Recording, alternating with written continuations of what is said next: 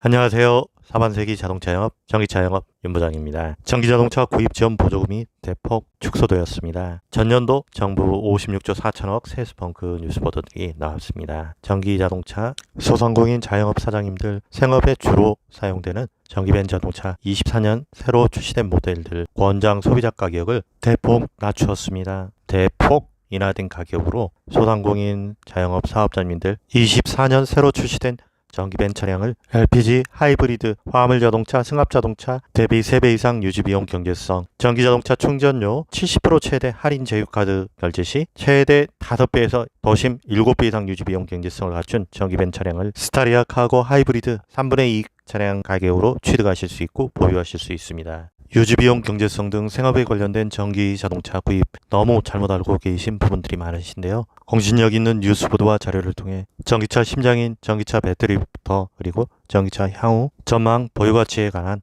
유익한 시간을 가져보겠습니다. 전기자동차 심장인 전기자동차 배터리 관련 뉴스부터 같이 보시겠습니다.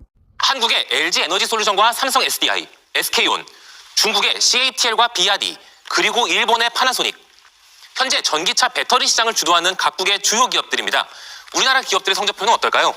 지난해 기준 전 세계 전기차에 탑재된 배터리의 총 사용량입니다.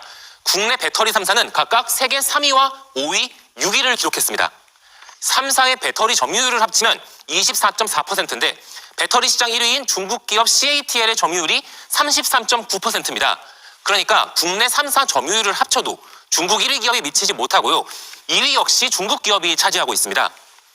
국내 기업들의 점유율을 보겠습니다. 올해 1월 기준 20.2%로 나타났는데 지난해 1월보다도 4.2%포인트 떨어진 수치입니다.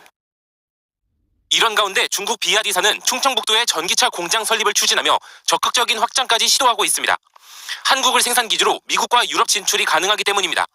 압도적 규모의 내수 시장으로 중국 기업들이 앞서가고 있지만 테슬라가 국내 판매를 시작한 모델 Y는 중국 상하이 공장에서 만들었습니다. 국내 판매 가격은 5,699만 원으로 기존 미국산 모델보다 2천만 원 정도 저렴합니다. 중국에서 만든 리튬 인산철, 즉 LFP 배터리를 사용해 원가를 낮췄기 때문입니다.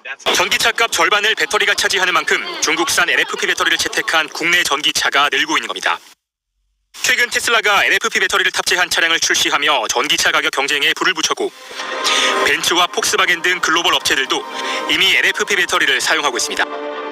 국내 배터리 3사는 LFP보다 가격은 비싸지만 주행거리가 긴 이른바 3원계 배터리를 생산하고 있습니다. 하지만 LFP 시장을 주도하는 중국 업체들이 최근 폭발적인 성장세를 기록하며 이미 글로벌 점유율에서 국내 기업을 앞서고 있습니다. 배터리 시장 자체가 폭발적으로 성장하는데 핵심은 LFP 3원계가 아니에요. 중국은 3원계는 우리하고 큰 차이가 없고 LFP는 우리는 없고 우리는 아직 난감한 상황이죠. LG 에너지솔루션은 2025년까지 전기차용 LFP 배터리를 양산할 계획이고 SK온은 지난 3월 시제품을 공개하는 등 국내 배터리 3사도 뒤늦게 개발의 속도를 내고 있습니다.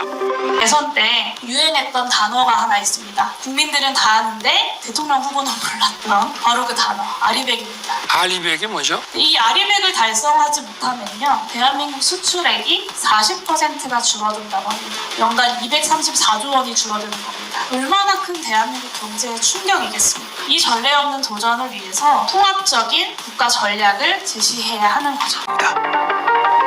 또한 전기 자동차용 2차 전지의 핵심 소재인 수산화 리튬의 대중국 수입 의존도를 24년 정부 전기자동차 구입 지원 보조금 정책을 살펴보면 앞뒤가 안 맞는 부분이 너무나 많습니다. 고물가 고금리 소상공인 자영업 사장님들 저희가 힘이 되도록 노력하고 있습니다. 전기자동차 권장 소비자 가격이나 외 생업의 어려움으로 대출 규제, 자동차 구입 시 할부 등 부결되는 상황들이 많습니다. 생업에 필요한 자동차 구입, 전기벤 구입 시 망설이지 마시고 할부 부결 시 연락 주시면 대안이 될 수 있는 금융상품 안내로 선택의 폭을 넓혀드리겠습니다.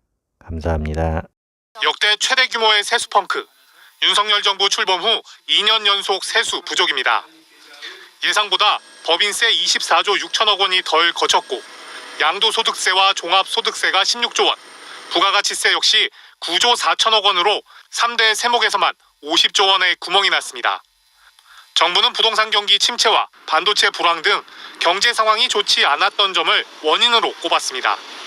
실제 지난해 제조업 생산은 20년 만에 가장 큰 폭으로 줄었고 소비 동향을 보여주는 소매 판매 역시 20년 만에 최대폭으로 떨어졌습니다.